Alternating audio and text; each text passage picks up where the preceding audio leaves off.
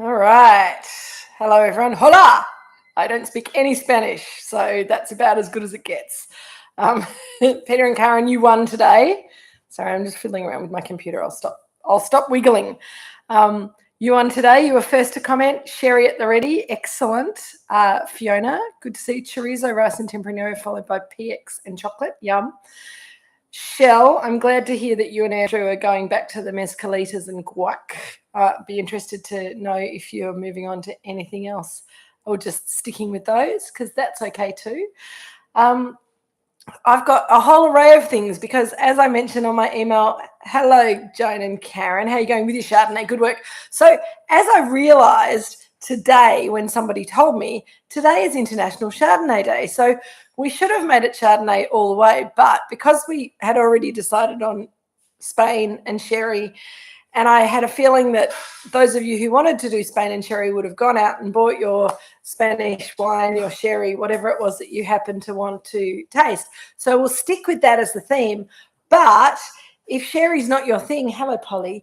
If sherry's not your thing, Polly's very excited because Jill's been away for a couple of days and she's back and you've got all your people together again, haven't you?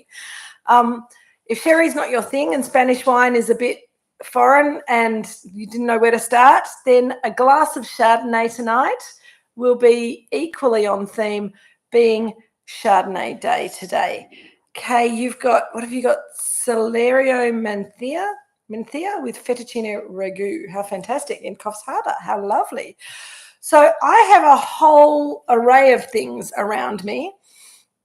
First of all, I will mention the Chardonnay because Jill's going to have Chardonnay because she's not a big fan of sherry. And so I've got for her a bottle of the Moorooduc McIntyre Chardonnay 2021, which we have tasted together and which I'm sure we will taste together again. I'm not even going to open that for me because I'm going to drink sherry. But if you're drinking Chardonnay, hip, hip, hip Chardonnay Day. I think that's very good. Jill, here's a whole bottle of Chardonnay for you. Hooray, don't eat the chips all without it. So we've got also, I have a cute little half bottle of Manzanilla, La Guita Manzanilla, which is from a region. It does sound like a very good excuse, Dan, to have a glass of Saboteur. Excellent. Oh, yes, Shell, what citrus did you use in your mezcalitas tonight? So I've got my La Guita Manzanilla sherry, which I'm going to open in a minute, but I have to finish doing my show and tell. Cute little half bottle. I like buying Fino and Manzanilla sherry in half bottles because it's the fresher it is, the better. So a little half bottle means that you don't have to drink. It's very nice to drink, but I find it's a nice aperitivo style. It's good on a hot summer's day, maybe with some barbecued sardines, but as sort of a wine to drink through the whole meal, it can get a little bit overwhelming because it's quite distinctive in its flavour profile. So Cotty has got a Crianza Rioja 2020. Should we decant? I would definitely, give it a quick decant into a decanter and then straight into your glass, Cotty, just to get a little bit of air into it. Sounds like a good idea. I don't have any red wine because I've just gone pure sherry, and I have to go with my chocolate later. I've got a Valdespino Pedro Jimenez sherry El Candado, and anyone who's seen this is the one that comes with the little lock and keys on it, which if you haven't encountered it before, it comes with the keys locked onto the lock, which makes it a little bit tricky. I think that means that you can't drink it if you're a little bit squiffy because you can't work out that you have to get the key off the ring before to get it into the lock to get it open. Anyway, I've done that ahead of time so that I don't fiddle around with it too much later. So that's for dessert. Snacks. Hang on, what do you think? Peter, we luckily had grapefruit on hand. I won't do it any other way anymore. Karen. I agree, Shell. I think I have to try one with freshly squeezed orange juice because I think that sounds rather awesome too. But the grapefruit was amazing. So snacks to go with Manzanilla or Fino sherry, I highly recommend really good toasted almonds. I highly recommend really good anchovies on just a little bit of toast or a little bit of nice bread, or really good sardines. Now, these are the best sardines I reckon you can get in Australia. I'm sure other people will have a different idea, but these are Spanish sardines or tits. They're incredibly expensive, but they are a completely different product from your basic sardines, and really delicious. I'm not going to eat them tonight with my sherry because I think I would make too much of a mess, but I will enjoy those later on with a glass of sherry when I'm not trying to talk to you guys at the same time. Ortiz also do really, really good anchovies, also from Spain. Amazing. You can just eat them straight out of the can with nothing else. And I know that sounds crazy, but they are that good. They are so delicious. They amaze everyone, and the cans are really beautiful as well. Anyway, that's enough advertising Ortiz. But the Spanish do canned fish really, really well. So sardines, they'll do like canned smoked salmon. They'll do canned tuna. Not just Ortiz. There's a few other fancy Spanish brands that come out to Australia now. Check them out. They're really good. Fiona, I hate anchovies, but will eat Ortiz anchovies. Yeah, they're like a different creature from normal Ortiz. Okay, Alison, you've got Amontillado. What are you eating with it? I think it would be just as good with your sardines or your anchovies or your almonds, but also Amontillado is traditionally paired to like a mushroom soup, something like that. Could work really, really well. Let me get this little stubby open. Nuts. Perfect, Alison. I also, because I don't trust myself to eat sardines in front of you, I've cheated. I've got some Brett's chips. I chose the Jura fromage de Jura ones because I thought that would go nicely with Jill's Chardonnay, and I also thought it would go nicely with my sherry. So I'm being thoughtful, and I'm also being selfish at the same time, which I think is quite clever. Right. What do we drink our sherry in? Now, not everybody has. Going back at Jill about her chips, Polly. Richard, there's a bottle of Chardonnay here for anyone who doesn't want to drink sherry over there, but you might need to put some in a glass for Jill because I think she's looking thirsty. Cody, John and I are having truita de bolets y blades, wild mushrooms and silver beet omelette. Yum. The mushrooms should go all right with the Rioja. I always think Rioja is kind of a have it with roast lamb kind of a wine, but the mushroom flavors should cope with the Rioja. Anyway, give it a go. What was I going to say? Glasses. So first of all, what temperature do we serve it at? Because I didn't give you any of that information in the email. I'm sorry. I've been very slack this week. I've actually had that in the fridge rather than the wine fridge because I think Manzanilla and Fino sherry is really good cold. An Amontillado you can serve fridge cold or you can serve it at room temperature. The PX, the sweet sherry that we're going to have later on, I've got that at room temperature. You can serve it cold, but I think on a cool night, it's nice cold. Peter and Karen, Manzanilla, Brett's Jura chips, 3 types of olives, manchego, and quince paste. Perfect. Alison, you love anchovies. Totally. Got hooked in Rome at Roscioli on a perfect burrata. Never look back. It's a total other world, good anchovies, and I highly recommend it. Okay, glasses for your sherry. This is a traditional sherry copita. Not many of you will have one of those because they're just little and silly. So I would say anything that's that kind of shape. So that's my Sangiovese glass, Riesling glass for Riedel. Anything that's just a normal wine glass shape. You don't want the big Pinot bowl for sherry. It needs to be a little bit narrow. You could even use a champagne flute if you didn't have anything that shape. So let us screw cap. Fantastic. I'm going to put some in my little sherry. My sherry capita, which I don't know how clean it is. It's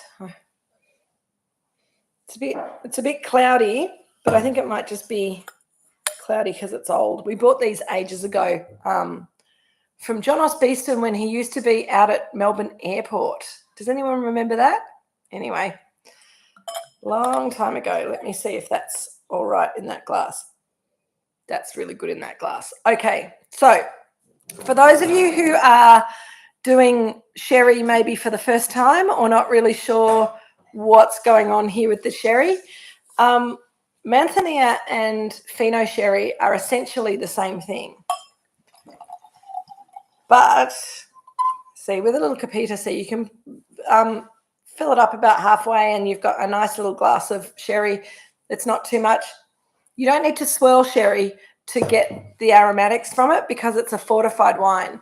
And I'm going to jump around a lot, I think, in this conversation today. So please ask as many questions as you need to, as you want to. If I'm not making sense, if I'm leaping around from one thing to another, just pull me back into line. So it's a fortified wine, which means that it's made from grapes and then it's had spirit added to it. With an Amontillado, with a Manzanilla, with a Fino, and with a traditional Spanish Oloroso, they're all dry wines. So the grapes have been fermented through to dryness. Pete, you're having red wine? Yeah. Pete's having red wine. They're having Chardonnay. It's a free night tonight, so you can do whatever you like. I'm going to talk about sherry though. So the grape juice was fermented to dryness, made from Palomino grapes, fermented to dryness, and then spirit added to bring it up to 15% alcohol. Where we're growing grapes here in this region, it's right down in the south of Spain. Fino is from around the town of Jerez, which is where the name sherry came from, spelled Jerez, pronounced Jerez. Manzanilla, and we'll talk about why I'm lisping in a moment. But Manzanilla is from a little town right on the coast, a little way away from Jerez, called Sanlúcar de Barrameda. It's a good name. And in Sanlúcar de Barrameda, they make Fino sherry, but it's called Manzanilla because it has longer time on a thicker floor yeast. I'm going to come back to the floor yeast. Don't worry if this doesn't make any sense. But the thing that makes this wine smell and taste the way that it does is more intense in Sanlúcar de Barrameda than it is in Jerez because it's closer to the sea. And a lot of people say that this type of sherry has a sort of a smell of sea spray and sea salt. And there's a myth about it coming from growing the grapes near the ocean, and that's not true. That aroma comes from one of the many winemaking techniques that go into making this amazing wine, which I will come back to in a moment. That's the floor sherry, the floor yeast. Okay, Alison, bought my first bottle 40 years ago from a Perth winery. Was told if I cooked with it, she'd kill me. Been an advocate ever since. So yeah, so we make sherry styles in Australia. We're not allowed to, I don't think we're allowed to call it sherry anymore because of agreements with the EU and that kind of thing. But anyway, we'll call it sherry for the sake of it. But I really think that there's something pretty special about the soil. They have this very white chalk-like soil in Jerez and in Sanlúcar de Barrameda, which is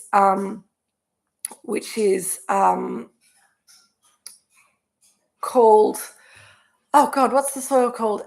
Albariza soil, I think. It was in my brain a second ago and I'm jumping all over the place. So I'm reading oops, Alison, our omelette has Fino in it. Oh, well. Just a little bit though, Cotty. So the special soil, I think, gives this wine a particularly special flavour. Shell, starting with your Tio Pepe over there. Okay, excellent. Good. Tio Pepe is one of the most widely known and exported Fino sherries in the world and is a very good example of a good Fino sherry. Okay, so Fino sherry, Manzanilla sherry, the same. Alison is drinking Amontillado, which is basically a Fino sherry or a Manzanilla sherry if it's from San Lucar de Barrameda, that's been aged on the Solera system, so in fractionally blended over the years into barrels, and I will explain this a bit more as we go along, and aged for, usually an Amontillado is aged for a minimum sort of average of 10 years. And the reason that I'm kind of minimum average is because the Solera system is very imprecise, and the fractional blending happens every year. More wines put into the system and it makes a more complex blend. So I'll come back to that as well in a minute. So let's talk about how this, I'm going to have a sip of this. I'm going to have a smell and a sip of this before I go on about how this is made. And if you're not drinking sherry, I hope this isn't too boring. But if you've got any questions about the wine that you're drinking that's not sherry, let me know and I'll try and answer it as well. So this wine for me has a real aromatic of green apples. It's not sweet like green apples, but it's like green. It's like Granny Smith apple skins when you've just as you're peeling them off the apple. It's got this really lovely kind of fresh, bright green, crunchy, appley kind of aroma to it. It's also got an aroma of toasted almonds, which is why I always say match it to toasted almonds. It smells also a bit like lemons. And so lemons, green apples, you expect to be, those are both fruits that are very high in acid. So the assumption is that this is going to be a high acid wine. But when you taste it, it's actually only a medium acid wine. So you get kind of a softness in the mid palate. You don't get your mouth watering crazily like you would for a high acid wine. But there's other things going on the palate that make it different from any other wine that you're going to be tasting with this. So a little sip. Yum, delicious. Tastes more like toasted almonds than it smells like them. The other aromas that people talk about with Pinot and Manzanilla sherry are oyster shells, sea salt, as I said before, sea spray, and there's that sort of that smell of the beach. There's a little bit of kind of fresh seaweed. It's an almost earthy aromatic, but not quite. It's more salty, more minerally than that. Palomino is a grape variety, doesn't have a lot of flavour to it, and where it's grown to make sherry, they tend to have to pick it quite early, like Hunter Semillon, because it's hot and dry and the grapes just get overripe if you leave them on the vine for too long. So you end up with a fairly neutral wine that's relatively low alcohol when you pick the grapes, press the grapes, ferment the juice. So then once the juice is fermented, we add some fortification spirit, and the spirit that they use is a neutral spirit that's usually around sort of the 85 to 90% proof. It used to be a spirit that just came from locally. They could source it wherever. These days, it's more likely to be a European-based spirit that just gets sold to anyone who's making fortified wine or anyone who needs neutral spirit. So you lose a little bit of that character that you used to get from the spirit that they used in Spain for sherry, Portugal for fortified wines there, vintage ports, but because this type of sherry, these lighter sherries, it only gets fortified up to 15%. If you have a look on the back label, it should be, if you're drinking a Manzanilla or a Fino, it should be 15, maybe 16% maximum. Alison, your Amontillado will probably be closer to 20% because it will have been aged on that Solera system, and that will have concentrated the alcohol. It will have evaporated some of the water in the sherry, but they also have refortified it after 2 years, and I'll tell you why they do that as well in just a moment. So going back to our Fino and Manzanilla sherry, we fortified it up to 15%, and then we put it into the Solera. A Solera is not a pyramid of barrels, but if you imagine a pyramid of barrels with one barrel on the top and 10 barrels at the bottom. Shell, we didn't talk about my new ring light. It's your ring light still. It's still the old ring light. I just got a doodad to put into my computer so that it worked. So thank you. I'm glad you've noticed. So Pete wants to know if the Solera system is a real place or just a sci-fi concept. Yes, Peter, it is a real place. So basically, in sherry, once they've fermented the wines and they've fortified them, then they put them into a shed that's full of barrels. The barrels are sort of stacked up on layers. They're not really in a pyramid, but if you think of them in a pyramid, and the top barrel is 1 barrel, the bottom of the pyramid is, say, 10 barrels, and you've got various layers going down. All the new wine goes in the top, and the old wine comes out the bottom. So if you think about, we're taking wine out for bottling. So we'll take 1/10 of a barrel out of each of the 10 barrels at the bottom, and we'll blend them together and we'll bottle them, and they'll go here. Then we want to fill everything up from the bottom. So the layer on top of the 10 barrels, 9 barrels on top of 10 barrels, we fill those 10 barrels up with wine out of those 9 barrels. So those 9 barrels will be a bit emptier than the 10 barrels were when we'd taken 1/10 out. Then we move the wine from the level above, the 8 barrels, they go down and fill up all the 9 barrels. So as you can see, as we're doing this, we're fractionally blending what's above down into a more complex blend in the layer below. We go up to the 7 barrels and they go down and fill up the 8 barrels below them. 6 barrels down to the 7 barrels, 5 down to the 6, 4 down to the 5, 3 down to the 4, 2 down to the 3, and then by this stage, you'll have an empty barrel at the top because all of the wine out of the top barrel has gone, and you might still have some empty barrels in the second layer, depending on how much you've taken out of the bottom layer. You then put the new wine that we've just fermented and fortified in at the top, and that will trickle down over the time that we're taking stuff out of the bottom and moving things down to put fresh wine into the blends. So it's very complex, but if you think of like one of those champagne, you know how they used to do the champagne fountains with the 1 glass on the top, and you pour that in and it goes down to 2 glasses and 3 glasses, and eventually all the glasses are full, and then they start coming out the bottom.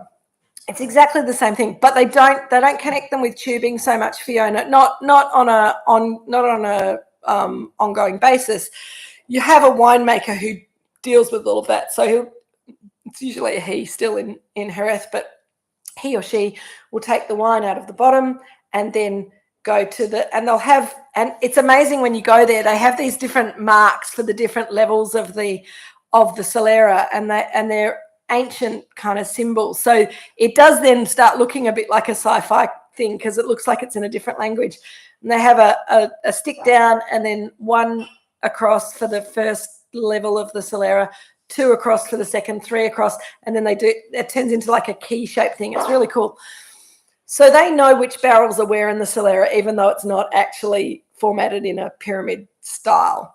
And they'll be moving things around, and they'll probably use tubes into carafes or one into the other, but usually they'll take what they need to take out of one Solera to put into the Solera below it, blend it together, and then put it across, so that you're getting that sort of blending and then redistributing, and then blending and then redistributing. So it's quite complex. For a Fino or a Manzanilla, I need a sip of that after all of that talking. For a Fino or a Manzanilla, it's so appley now. As it opens up, the appliness is coming up more. These wines only spend about 2 years in their particular Solera, and their Solera is much simpler than a Solera for Amontillado or for Oloroso. The tricky thing about Fino and Manzanilla is that their barrels are not filled all the way up to the top. They're filled about 4/5 full, and they grow on top of them a layer of surface yeast, which is called floor yeast. It's white and fluffy, and it grows on the top. And if you're in Jerez, it dies off in the middle of summer and the middle of winter, and it's sort of somewhere between a quarter to half an inch thick, let's say. If you're in San Lucar de Barrameda, it stays on top all year round because they don't have as diverse temperatures in summer and winter. It's not as hot in summer, it's not as cold in winter because it's a maritime climate, and it grows twice as thick. Floor yeast not only protects the wine from serious oxidation, but it actually eats the glycerols in the wine. So it feeds off the glycerols in the wine, and it lives in symbiosis with the wine for 2 years. That means that, and the floor yeast also gives the wine that oyster shell, appley kind of flavour. So it adds a flavour to the wine, but also changes the texture of the wine. So you've got wine that's had some spirit put in it to bring up the alcohol from, let's say 11% to 15%. So it's not a huge amount of fortification spirit. So that's not a big influence on the flavour of the wine. But then you've got this floor yeast that eats the glycerol, so it makes the wine seem thinner on the palate. So it doesn't have those kind of the roundness in the corners of the mouth that you get from, say, a nice Chardonnay that's also 14 or 15% alcohol. We don't really get very many 15% alcohol Chardonnays anymore, but 13, 14% is pretty normal still. But also you get the flavours that come from that floor yeast that's grown on top of the wine. And usually after those 2 years, then that's when they will refortify. They'll either take that sherry and bottle it off.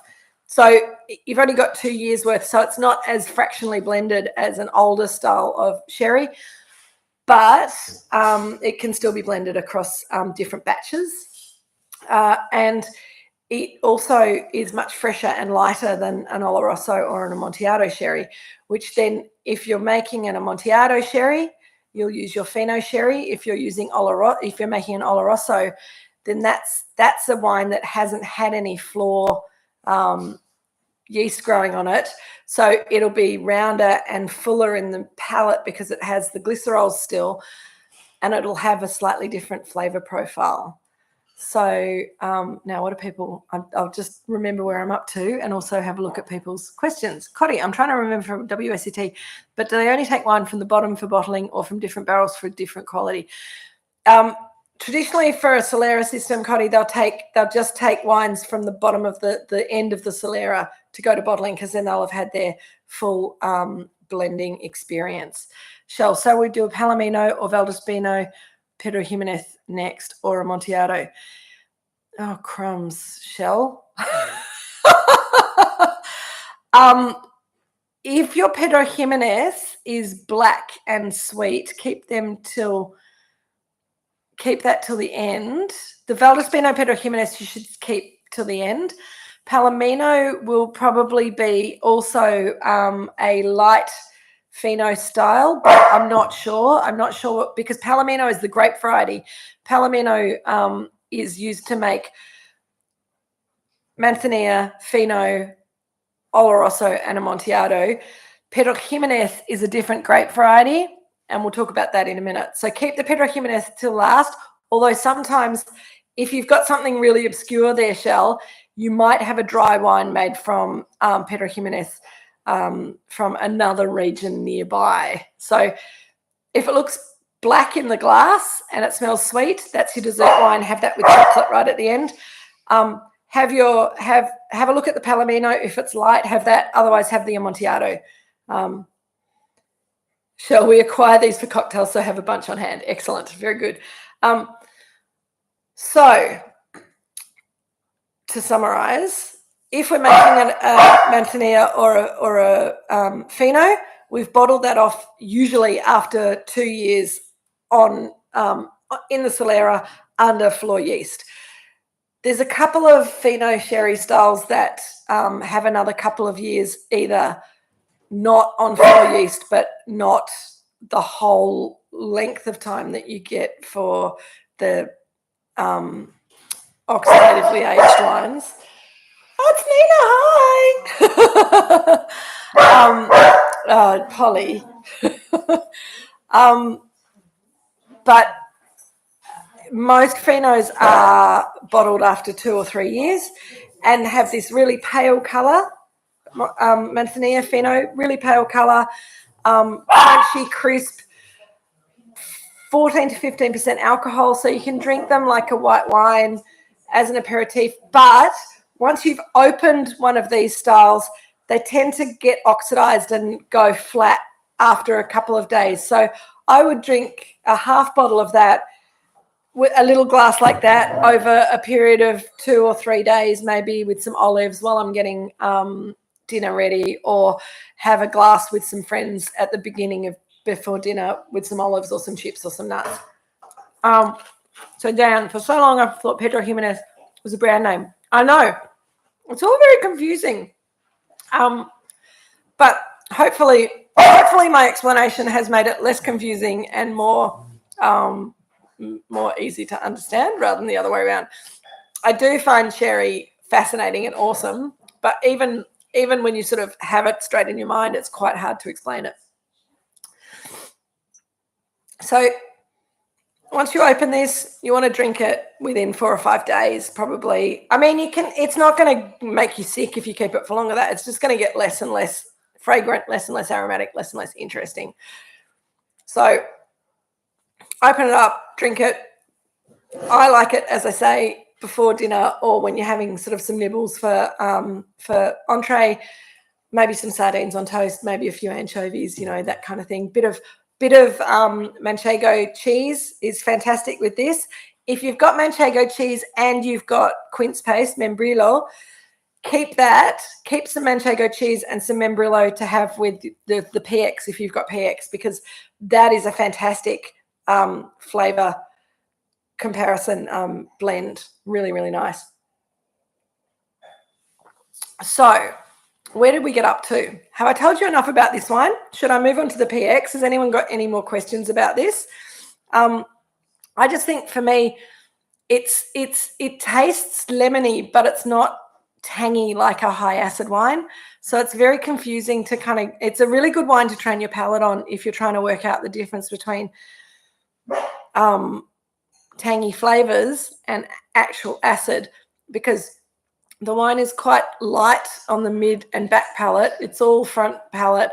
It's got that kind of lovely lemony, green, appley kind of crunchiness at the front, but it's soft and it's round and it just kind of slips away at the back palate, leaving you feeling quite refreshed.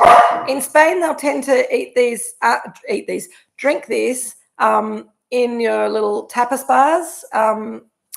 You'll walk around, have a little copita of sherry, have a little tapas, whether that be, as I say, a bit of anchovy on toast, bit of fish, bit of a little what are they called? Those little chili bomb things that they stuff with cream cheese. They're all sorts of fabulous tapasy kind of food. Works really well, but I'm just as happy having my Manzanilla sherry with these delicious Brett's chips, which I can't say anything else is any better as a mix. Amontillado reminds Shell of golden syrup. I haven't had that since I was a kid. That's really interesting. So yeah, the Amontillado, for those of you who are drinking Amontillado or Oloroso, as I said, with Amontillado, that's a decision that the winemaker makes to age this wine oxidatively after it's had the floor sherry affecting it for 2 or 3 years. So to get rid of the floor sherry, they refortify the wine up to 18 to 20%, and that kills the floor sherry, because floor sherry can only live in an environment when the alcohol's around 14 to 16%. So it kills off the floor sherry, and then they fill the barrel all the way up to the top, and it goes into an Amontillado Solera, which is usually a Solera that they don't take the wine out of until it's been in there for an average of 10 years, which means that the wine that went in first has been in the Solera for a lot longer than 10 years, and the wine that went in last has been in the Solera for a bit less than 10 years. So, but you're getting incredible fractional blending with an Amontillado, and you get these really kind of nutty, mushroomy, earthy, but also sort of caramelized sugar kind of aromatics.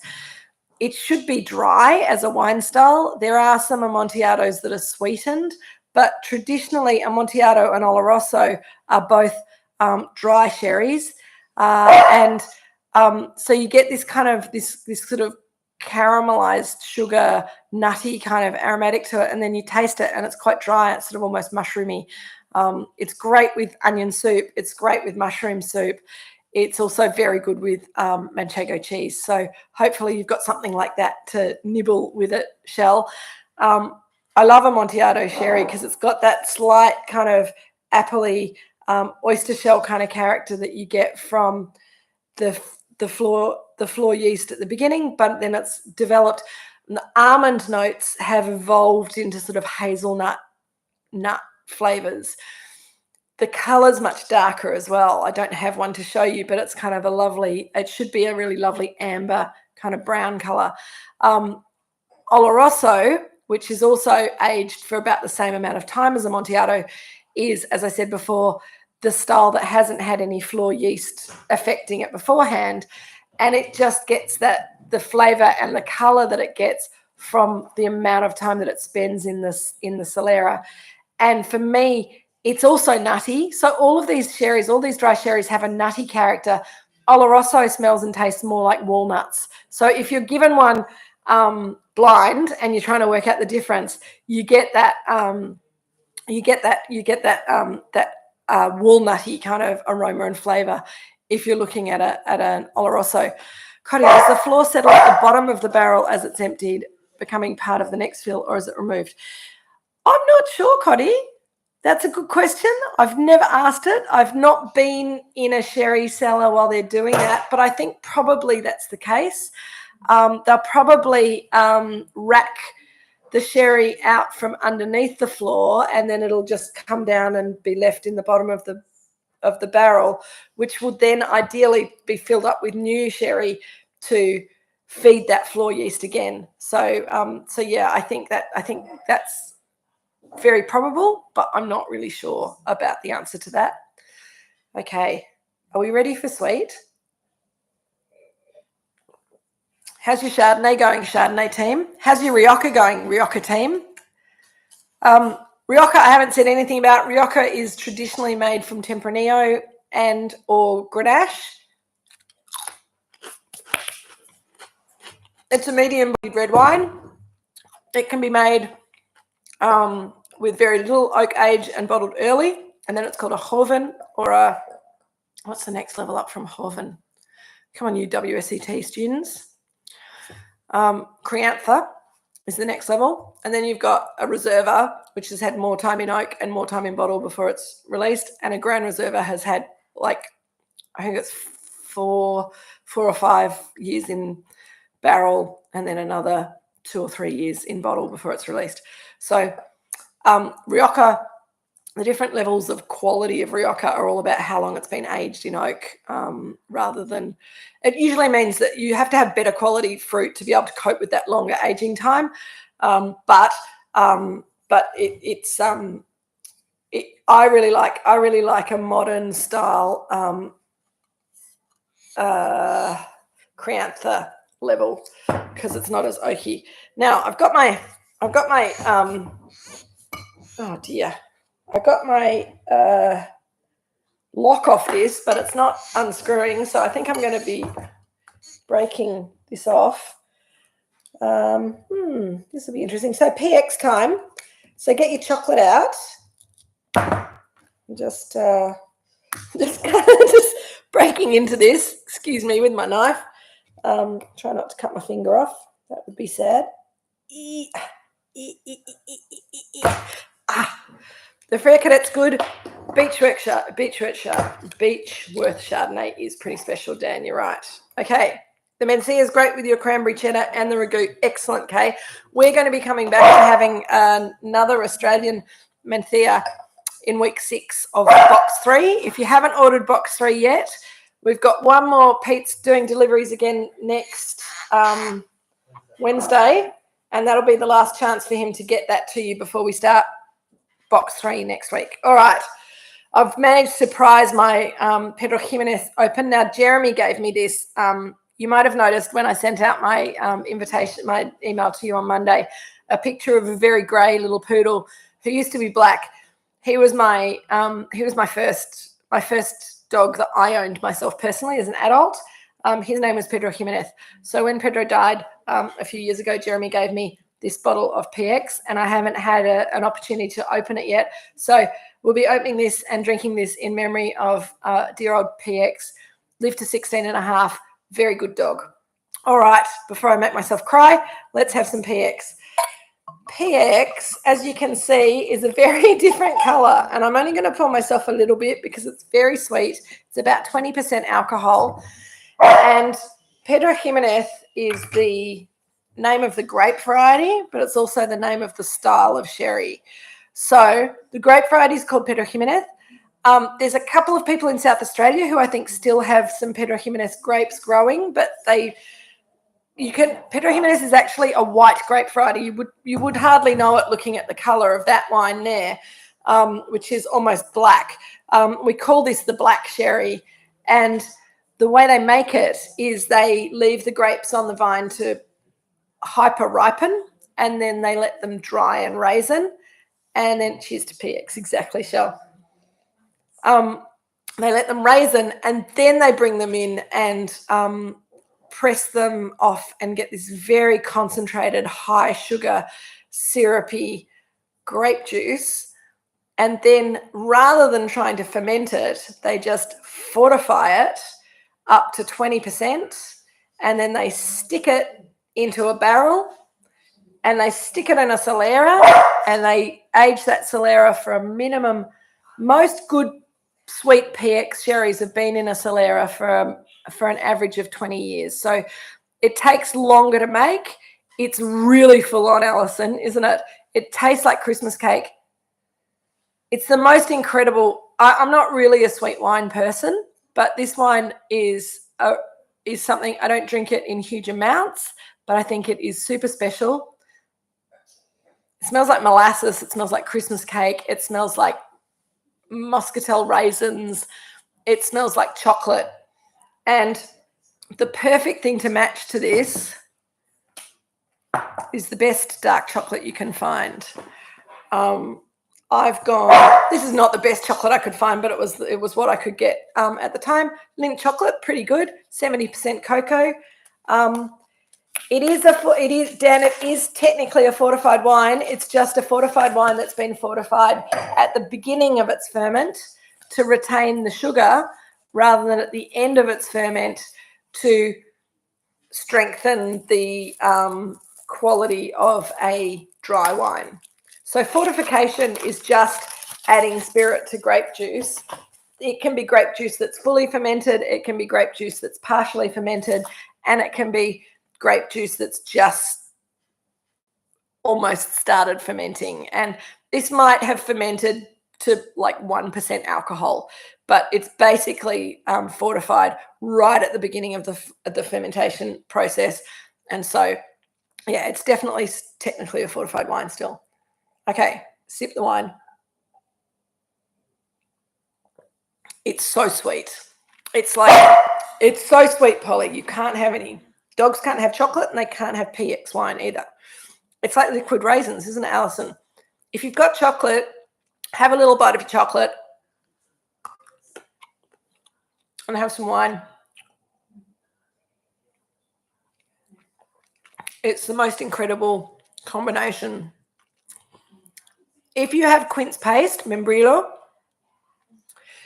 cut off a chunk of that, have a mouthful of that, and then have a mouthful of PX. That's also incredible. Equally, if you have some manchego and some membrillo, and you have a chunk of each of those about the same size of the quince paste and the cheese. Put that in your mouth, chew it up, and then take a sip of the PX. It's absolutely fabulous. No, Cotty, I think it's really good with cheese as well. Nigella's Christmas pudding, that level of sugar gets a little bit stuck in my throat these days, so I can't drink too much of it, but gee, it's good. Just a little bit. So Nigella's Christmas pudding recipe has PX soaked in the fruit. Absolutely. You can. So another really good thing to do with PX is to soak raisins or sultanas in PX and then churn them through vanilla or chocolate ice cream. That's pretty awesome. If you've got a good ice cream maker, that is an amazing thing to do. Another really cool thing to do, particularly in summer, if you put this bottle in the freezer, it will not freeze. It will not explode. It just gets really cold and it gets thicker and syrupy. And in summer, either pouring like a thimbleful of that over the top of vanilla ice cream once it's been super chilled, or just having a little glass of it super chilled is really special, really delicious. It tastes a little bit less fiery when it's really, really cold, but it's so yummy. It's so delicious. It's got a little maltiness to it, which I don't think you get in any other sweet fortified wine style. And I do think it is pretty jolly awesome. I always keep a bottle of PX in my freezer because I like it with that extra cold on it. I think that's really super. But yeah, I mean, anything that works with something sweet, this is a fantastic match to it. It also works quite well with sort of caramelly toffee kind of flavors. So things like a sticky date pudding is a really good match to this, although it does the sweet on sweet gets pretty intense. So you have to have a high threshold for sweetness to really kind of appreciate that. So guys, I hope you've had a lovely time exploring sherry, or maybe Rioja and sherry, or Menthea and sherry, or if you've just been enjoying drinking your Chardonnay for International Chardonnay Day and eating your snacks. I hope that I have entertained you with my stories of sherry. It is a wonderful wine to drink. If you go to Spain, particularly if you go down to the south of Spain, it's very easy to buy in half bottles or even quarter bottles, and just a little snack, little sip of sherry, little nibble of something to eat. It's a very good summer drink. I think it's not bad on the edge of winter as well.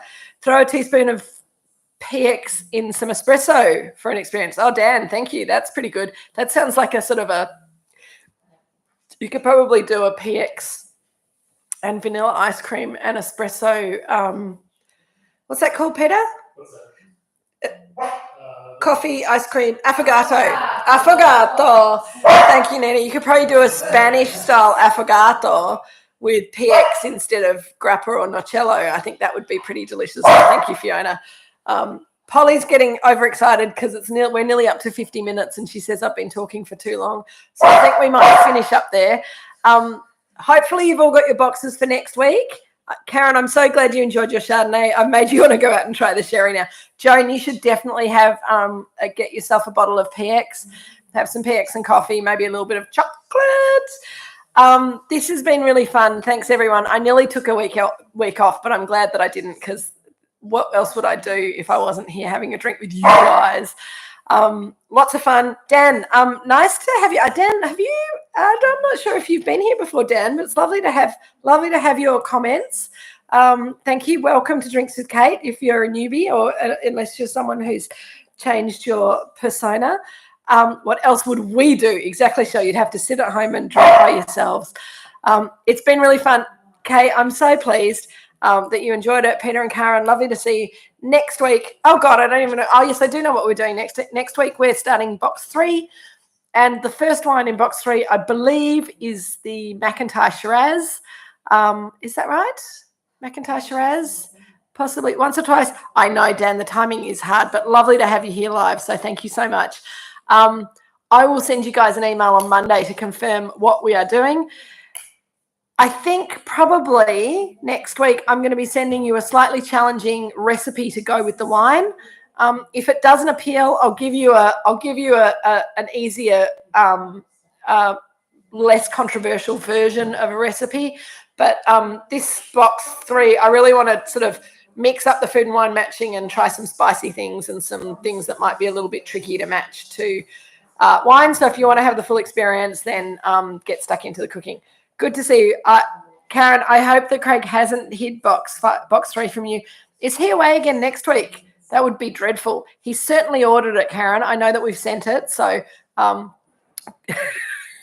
good luck finding it. All right, everyone. I'm going to go back to my Manzanilla because I don't think I can drink any more PX at the moment. Cheers, everyone.